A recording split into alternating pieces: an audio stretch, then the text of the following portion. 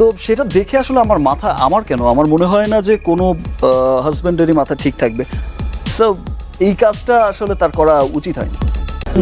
এইটা হচ্ছে গিয়ে বিশেষ মানে গণমাধ্যমগুলোতে আসলে বিয়ের ব্যাপারটা আমি ক্লিয়ার করি। আসলে বিয়ে হচ্ছে ঠিকই, তো ডেফিনেটলি আমাদের বিয়ে হচ্ছে, নাহলে শ্বশুর বাড়ি কি করে হয়। তো এখন আমি একটি ছেলের সাথে ঘুরি, কথা বলি, যাই করি না কেন, এটা সম্মানের জায়গাটা থাকা উচিত। প্রায় 7-8 মাস হয়ে গেছে তার সাথে আমি ফোনে কথা বলছি বা দেখা করছি। তো ও সম্মান দিতে চেয়েছে এবং আমি সম্মানটা গ্রহণ করেছি। লাল কালার কি শাড়ি মে কুড়িয়ে তু ডেঞ্জার লাগতি হ্যায়। সন্তানকে নিয়ে সিঙ্গাপুরে বেশ মজাতে রয়েছেন তিনি। তবে প্রশ্ন উঠেছে অপু বিশ্বাসের পাশে কে বসে আছে।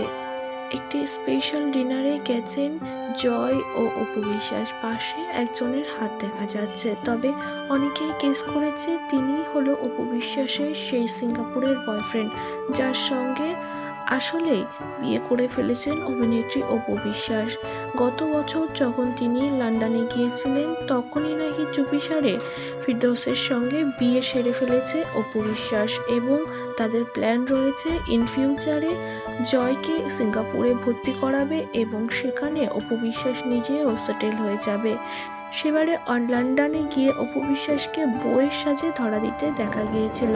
লাল পেড়ে শাড়ি সঙ্গে হালকা নকশা, হালকা গয়না। সবাই গেস করেছিল অপু বিশ্বাস নিশ্চয়ই বিয়ে করছে চুপিসারে। তবে এবার তেমনটাই সত্যি হলো। এ খবরে শাকিব খানও বিরক্ত। শাকিব খান জানিয়েছে যে আমি ভাবতে পারিনি যে অপু বিশ্বাস বিয়ে করবে আবার একটা। এ খবর যেভাবে কোনো স্বামীরই এমন কথা শুনলে মাথা ঠিক থাকে না, কারণ অপু তো সর্বদা বলে আসে আমাকে ভালোবাসে। তিনি সবটাই গোপনে করেন কেন? সবটা ক্লিয়ার করুক সকলের সামনে।